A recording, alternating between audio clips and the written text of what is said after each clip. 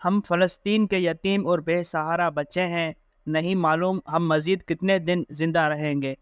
ہمارے گھر اسرائیلی بمباری میں تباہ ہو گئے، ہمارے والدین بمباری میں شہید ہو گئے۔ ہم وہ بچے ہیں جو اس بمباری میں زخمی ہو کر غزہ کے اسپتالوں میں پہنچے اور پھر ہم ان اسپتالوں میں بھی بمباری کا نشانہ بنے۔ کچھ اسپتالوں میں مارے گئے، کچھ اسپتالوں کے ملبے سے زندہ نکالے گئے۔ ہو سکتا ہے اگلی بمباری میں ہم بھی مارے جائیں اور ہمیں بھی ہزاروں فلسطینیوں کی طرح اجتماعی قبروں میں دفن کر دیا جائے۔ اجتماعی قبروں میں دفن ہونے سے قبل ہم دنیا بھر کے بچوں تک اپنا ایک پیغام پہنچانا چاہتے ہیں۔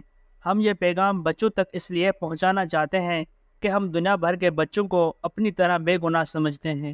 ہمارا قصور صرف یہ تھا کہ ہم سمندر کے کنارے پر غزہ کی پٹی میں فلسطینی والدین کے گھر پیدا ہوئے۔ اسکول میں ہم نے سنا تھا کہ غزہ دنیا کی سب سے بڑی جیل ہے، لیکن 7 اکتوبر 2023 کے بعد غزہ دنیا کی سب سے بڑی قتل گاہ بن چکی ہے۔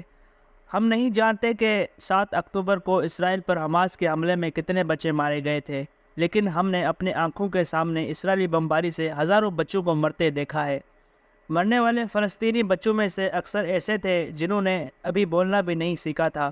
آپ نے اپنی ٹی وی اسکرینوں پر ہمارا قتل عام تو دیکھا ہوگا۔ ہمیں پتہ ہے کہ ہمارے خون آلود لاشیں اور چیخ و پکار دیکھ کر آپ کو بہت تکلیف ہوئی ہوگی، لیکن ہم آپ کو بتانا چاہتے ہیں کہ آپ کا تعلق کسی بھی ملک، قوم یا نسل سے ہو، آپ اپنے آپ کو محفوظ نہ سمجھیں۔ ہمارے اور آپ کے بڑوں نے اس دنیا کو انتہائی غیر محفوظ بنا دیا ہے۔ آج ہم مارے جا رہے ہیں، کل کو آپ کے ساتھ بھی وہی ہوگا جو ہمارے ساتھ ہوا ہے۔ پیارے بچوں، 28 اکتوبر کو اقوام متحدہ کی جنرل اسمبلی نے غزہ میں سیز فائر کے لیے اکثریتی رائے سے ایک قرارداد منظور کی۔ یہ قرارداد غزہ پر اسرائیلی بمباری شروع ہونے کے 3 ہفتے کے بعد پیش کی گئی۔ سپر پاور امریکہ اور اسرائیل نے اردن کی طرف سے پیش کی جانے والی اس قرارداد کی مخالفت کی، لیکن اس کے باوجود قرارداد منظور ہو گئی۔ یہ قرارداد منظور ہونے کے باوجود اسرائیل نے سیز فائر نہیں کیا اور ہمارا قتل عام جاری رہا۔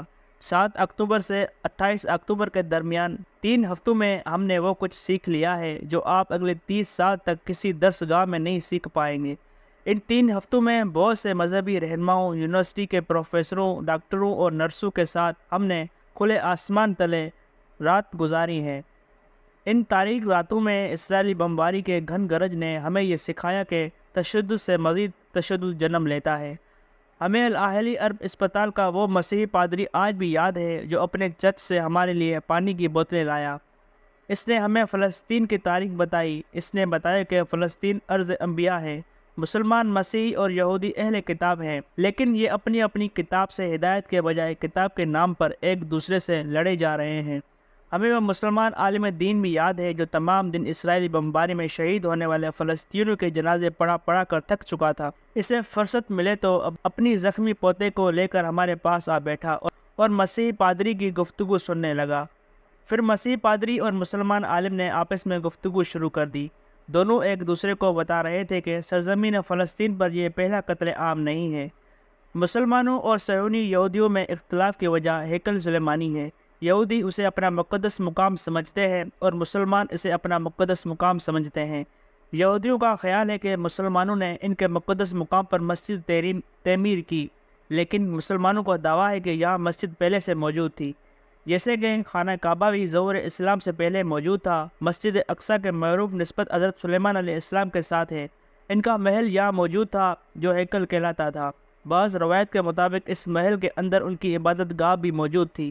نبی کریم حضرت محمد مصطفیٰ صلی اللہ علیہ وسلم نے اپنے سفر معراج کے دوران مسجد الحرام سے اسی مسجد اقصیٰ پہنچے اور تمام انبیاء کی نماز کی امامت کرنے کے بعد 7 آسمانوں کے سفر پر روانہ ہوئے۔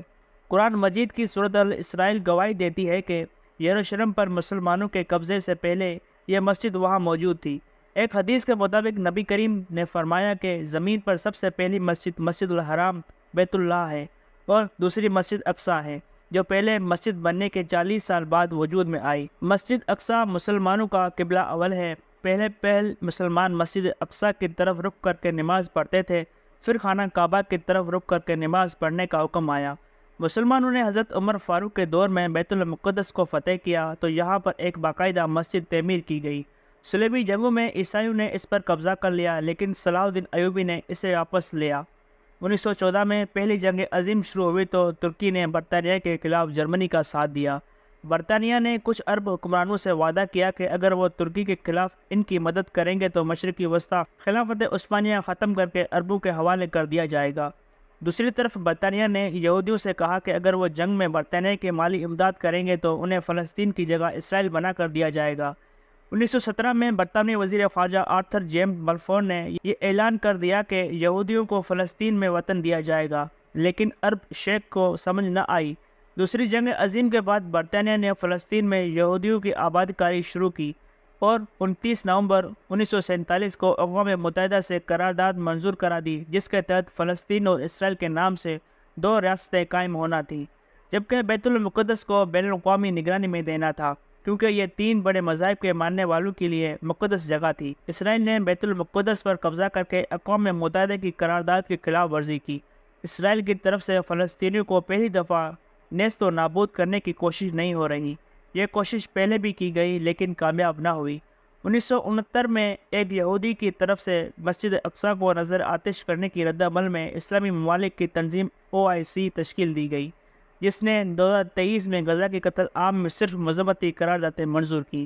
ہم فلسطینی بچے اسرائیل کے حالیہ بمباری میں مارے جانے سے قبل دنیا بھر کے بچوں سے اپیل کرتے ہیں کہ ہمارے لیے نہیں بلکہ اپنے مستقبل کے لیے دنیا میں امن کے لیے آواز اٹھاؤ، ورنہ تمہارے ساتھ وہی ہوگا جو ہمارے ساتھ ہوا۔ آخر میں ہم OIC کے بڑوں سے کہنا چاہتے ہیں کہ ہم تو مر کر بھی زندہ رہیں گے، لیکن افسوس کہ تم اپنے آپ کو زندہ سمجھتے ہو، تم تو مر چکے ہو۔